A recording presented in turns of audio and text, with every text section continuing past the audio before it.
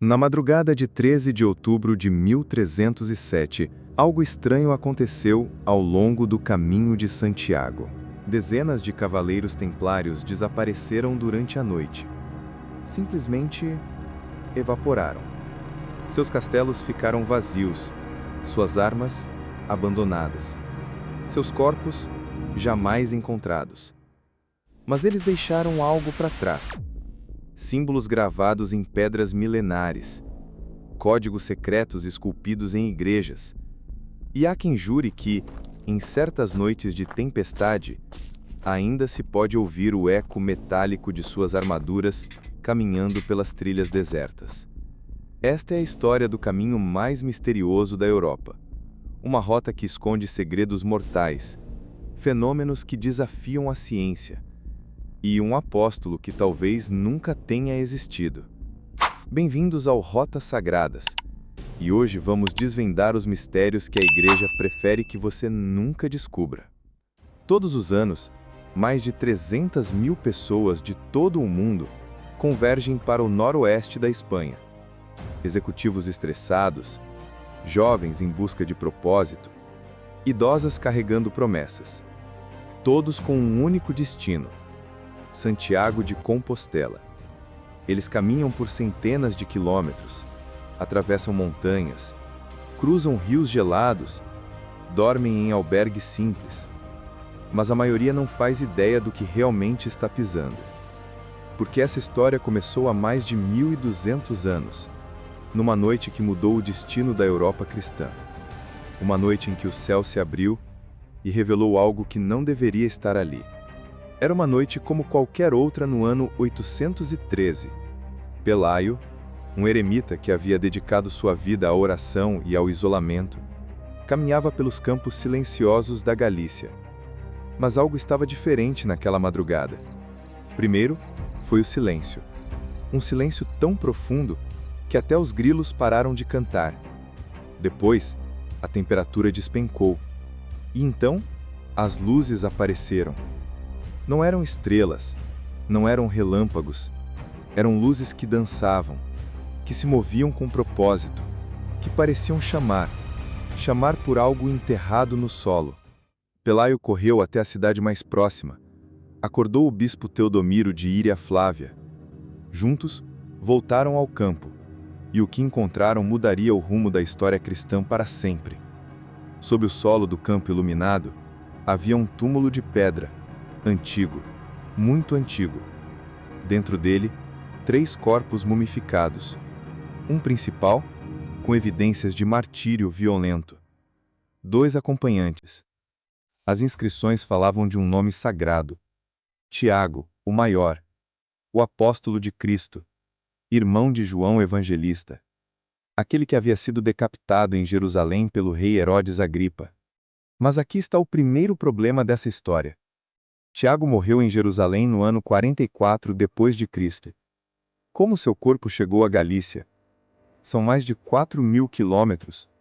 Não havia estradas, não havia navios regulares, e certamente não havia refrigeração. A versão oficial da Igreja é, digamos, criativa. Segundo a tradição, 2 discípulos de Tiago colocaram seu corpo em uma barca de pedra, sem velas, sem remos, sem tripulação. Esta embarcação milagrosa teria sido guiada por anjos através do Mediterrâneo, contornado a Península Ibérica e navegado pelo Atlântico até as costas da Galícia. Uma jornada que teria levado meses, numa época em que os corpos se decompunham em dias. Mas pesquisadores modernos descobriram algo muito mais perturbador. Documentos do século IX mostram que a Igreja estava desesperada para encontrar um símbolo poderoso que unificasse a resistência cristã contra a invasão moura. Em 711, os muçulmanos haviam conquistado quase toda a Península Ibérica, e os reinos cristãos do norte estavam encurralados, fragmentados e desmoralizados. Precisavam de um milagre, ou de inventar um. Cartas internas entre bispos da época revelam discussões sobre a necessidade de um evento divino que inspire os fiéis. Algumas décadas depois, aparece magicamente o túmulo de São Tiago. Coincidência? Ou o maior marketing religioso da Idade Média? Mas se a história oficial é duvidosa, por que os cavaleiros templários protegiam tanto esse caminho? Por que investiram fortunas construindo castelos, igrejas e hospitais ao longo da rota? Os templários não eram apenas monges guerreiros. Eram banqueiros, diplomatas, alquimistas. Homens que acumularam conhecimentos secretos durante as cruzadas. E eles sabiam algo sobre o caminho de Santiago que o resto do mundo ignorava. Vamos começar pela arquitetura. Muitas igrejas construídas pelos templários ao longo do caminho têm formas octogonais. Por quê? O octógono representa a transição entre o quadrado terrestre e o círculo celestial. É um símbolo de renascimento espiritual. Mas há mais. Essas igrejas foram construídas seguindo alinhamentos astronômicos precisos. Algumas se alinham com o nascer do Sol no solstício de verão. Outras com constelações específicas. E todas se alinham com a Via Láctea. Não é coincidência. Na Idade Média, a Via Láctea era chamada de Caminho de Santiago, no céu. Como se o caminho terrestre fosse um espelho do caminho celestial. Mas os templários estavam fazendo algo além de construir igrejas. Eles estavam conduzindo rituais. Em 1887, obras de restauração na igreja de San Juan de Ortega, construída pelos templários, revelaram uma câmara subterrânea. Dentro dela, círculos gravados no chão, símbolos herméticos nas paredes e restos de velas em formações específicas. Arqueólogos encontraram evidências similares em pelo menos 12 locais templários ao longo do caminho. Câmaras secretas, símbolos esotéricos, altares ocultos. Registros internos da ordem, descobertos nos arquivos secretos do Vaticano em 1960, falam de iniciações espirituais e purificações através do caminho sagrado. Os templários não estavam apenas protegendo peregrinos, estavam selecionando alguns para rituais de iniciação, transformando o caminho de Santiago em uma escola de mistérios. E então chegamos ao ano de 1307. O rei francês Felipe IV, devendo fortunas aos templários, decide acabar com a ordem. Na sexta-feira, 13 de outubro, templários em toda a Europa são presos simultaneamente. Mas ao longo do caminho de Santiago, algo estranho aconteceu. Quando os soldados chegaram aos castelos templários, eles estavam vazios. Não havia corpos, não havia sangue, não havia sinais de luta. Os templários do caminho haviam simplesmente desaparecido, como se nunca tivessem existido. Mas eles deixaram pistas, símbolos gravados em pedras, códigos esculpidos em igrejas, e algumas dessas pistas ainda estão sendo descobertas. Em 2019, durante obras de restauração em uma igreja do século XIII, foi descoberto um compartimento secreto. Dentro dele, um pergaminho com um mapa. Um mapa que mostra pontos específicos ao longo do caminho, marcados com símbolos templários. Pontos onde, segundo relatos locais, coisas estranhas acontecem até hoje. E então, começaram os relatos. Histórias sussurradas em albergues. Experiências que peregrinos preferem não contar. Fenômenos que desafiam qualquer explicação racional. O primeiro relato documentado data de 1349. Um grupo de peregrinos franceses escreveu ao Papa Clemente VII, relatando um encontro com uma figura encapuzada que caminhava sem tocar o solo. Desde então, centenas de peregrinos relataram avistamentos similares. Sempre a mesma descrição: um homem alto, com capa negra e chapéu de aba larga. Caminha em silêncio, nunca olha para trás, e quando alguém tenta alcançá-lo, desaparece. Mas isso é apenas o começo. A Cruz de Ferro, nos Montes de León, é um dos pontos mais estranhos do caminho. Peregrinos carregam pedras desde casa para deixar aos pés da cruz, simbolizando o abandono de seus fardos. Mas guardas florestais locais relatam fenômenos perturbadores. Pedras que se movem sozinhas durante a noite. Reorganizam-se em padrões geométricos, formam círculos, espirais, símbolos que ninguém consegue explicar. Em 2018, um guarda florestal relatou ter visto as pedras se moverem, literalmente. Ele estava fazendo sua ronda noturna quando viu as pedras deslizando pelo chão, como se fossem empurradas por mãos invisíveis. Mas a Cruz de Ferro não é o único local problemático. Em aldeias como Ligonde e O Cebreiro, moradores evitam sair à noite. Eles falam de cemitérios antigos onde os sinos tocam sem vento. Vozes que ecoam em línguas mortas. Luzes que dançam entre as lápides. Maria Gonzalez, de 78 anos, moradora de O Cebreiro, nos contou algo que nos deixou sem dormir. Era uma noite de outubro. Eu estava fechando a casa quando ouvi o sino da capela. Mas a capela está abandonada há 50 anos. Olhei pela janela e vi uma procissão de figuras brancas caminhando em direção ao cemitério.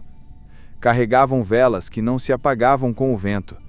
Figuras vestidas com roupas de época, carregando bordões de madeira, cantando em latim. Seguiram essa procissão por horas, até perceberem que estavam em uma floresta que não aparecia em nenhum mapa. Quando tentaram voltar, os peregrinos medievais haviam desaparecido e eles se encontram perdidos numa área que conheciam perfeitamente. Mas há mais. Nos últimos 20 anos, foram documentados mais de 200 casos de peregrinos que relataram experiências similares. Procissões fantasmas, figuras medievais, cânticos em línguas mortas. Quando amanheceu, havia flores frescas em túmulos que ninguém visita há décadas. Mas talvez o caso mais perturbador tenha acontecido em 1978. Um grupo de 5 peregrinos alemães desapareceu durante 3 dias no trecho entre Astorga e Ponferrada. Quando foram encontrados, estavam desorientados, desidratados, mas vivos. Sua história era impossível. Eles afirmavam ter seguido um grupo de peregrinos medievais. Pesquisadores da Universidade de Santiago tentaram encontrar explicações racionais. Alucinações causadas por cansaço? Miragens? Efeitos de gases naturais emanados do solo? Em 2020, uma equipe de geólogos descobriu que o Caminho de Santiago atravessa pelo menos 15 zonas de atividade geomagnética anômala. Campos magnéticos que podem afetar o cérebro humano, causar desorientação e até mesmo alucinações. Mas isso explicaria relógios que param exatamente na mesma hora? Fotografias que revelam figuras que ninguém viu durante a caminhada? Gravações de áudio que capturam vozes quando não há ninguém por perto? Esta gravação foi feita em 2019 por um peregrino americano. Ele estava sozinho na trilha, gravando notas para seu diário. Escutem com atenção. Ele jura que não havia ninguém por perto. E quando analisamos a gravação em laboratório, descobrimos que os sussurros estão em latim medieval. Ele está chegando. Ele está chegando. Quem está chegando? Ninguém sabe. E hoje, em plena era digital, com GPS e comunicação instantânea, o que relatam os peregrinos modernos? Conversamos com dezenas de pessoas que fizeram o caminho nos últimos 5 anos. Mais de 80% relataram pelo menos uma experiência que não conseguem explicar racionalmente. Meu nome é Ana Paula, sou de São Paulo. Fiz o caminho em 2022 após perder minha mãe. No 5º dia, estava exausta, chorando, pensando em desistir. Foi quando vi uma senhora idosa na trilha. Ela me ofereceu água e disse: "Sua mãe está orgulhosa de você." Quando levantei a cabeça para agradecer, não havia ninguém. Mas a garrafa de água estava ali, gelada, com um bilhete. "Continue caminhando, minha filha." Ana Paula chegou até Santiago. Hoje, ela diz que aquela senhora salvou sua vida. Sou Roberto, da Itália. Caminhei sozinho em 2023. Na terceira semana, estava passando por uma crise espiritual profunda. Parei em uma pequena capela para descansar. Dentro havia um livro de visitas aberto. A última entrada era de alguém com meu nome exato, da minha cidade exata, escrita na véspera. A mensagem dizia: para o Roberto que virá amanhã, você encontrará sua resposta no quilômetro 650. No quilômetro 650, encontrei uma pedra com uma inscrição que mudou minha vida. Até hoje não sei quem escreveu aquilo no livro, mas nem todas as experiências são reconfortantes. Prefiro não me identificar.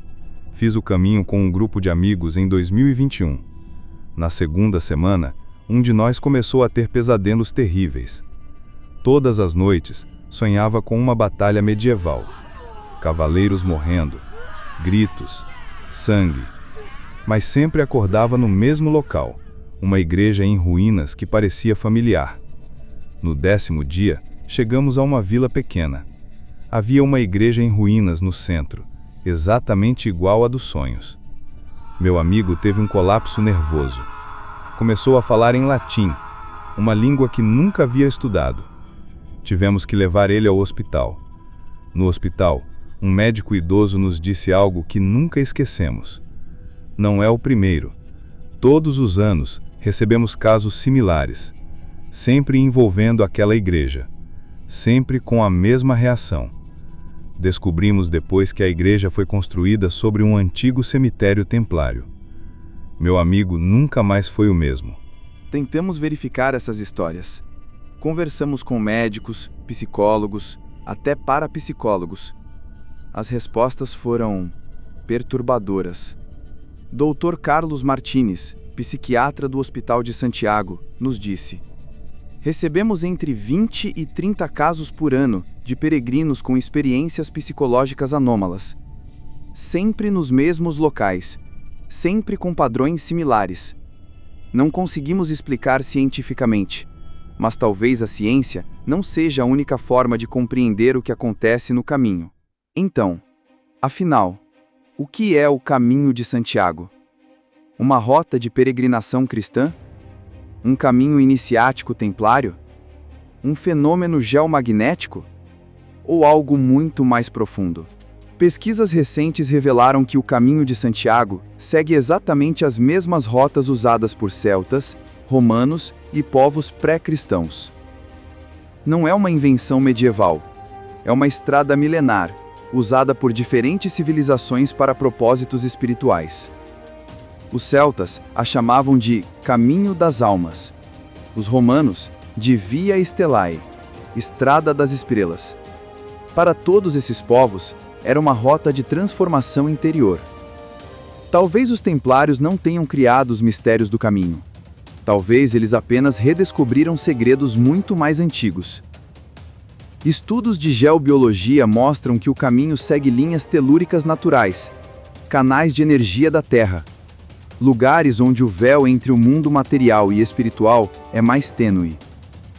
Isso explicaria por que tantas pessoas, de diferentes épocas, culturas e crenças, relatam experiências similares. Não são alucinações. São encontros com algo que transcende nossa compreensão normal da realidade. E hoje, em plena era digital, milhares continuam caminhando. Não apenas católicos, budistas, protestantes, agnósticos, ateus, todos buscando algo que não tem nome. Como me disse um peregrino japonês: vim buscar Deus, mas encontrei algo maior. Encontrei a parte de mim que nunca soube que existia. Talvez seja isso que o caminho realmente oferece. Não respostas, mas a coragem de fazer perguntas mais profundas. Não certezas, mas a sabedoria de aceitar mistérios. Depois de meses pesquisando, conversando com peregrinos, investigando arquivos históricos, chegamos a uma conclusão paradoxal. Não importa se São Tiago realmente está enterrado em Compostela. Não importa se os templários esconderam tesouros ao longo da rota. Não importa se os fenômenos são paranormais ou científicos. O que importa é que por mais de 1000 anos, milhões de pessoas encontraram algo transformador nesta estrada.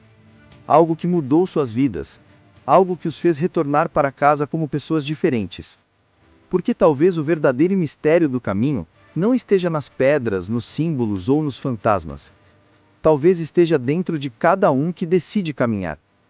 Dentro de cada um que tem coragem de sair da zona de conforto em busca de algo maior. O caminho de Santiago é um espelho. Reflete de volta o que você leva. Se você leva dúvidas, encontra questionamentos.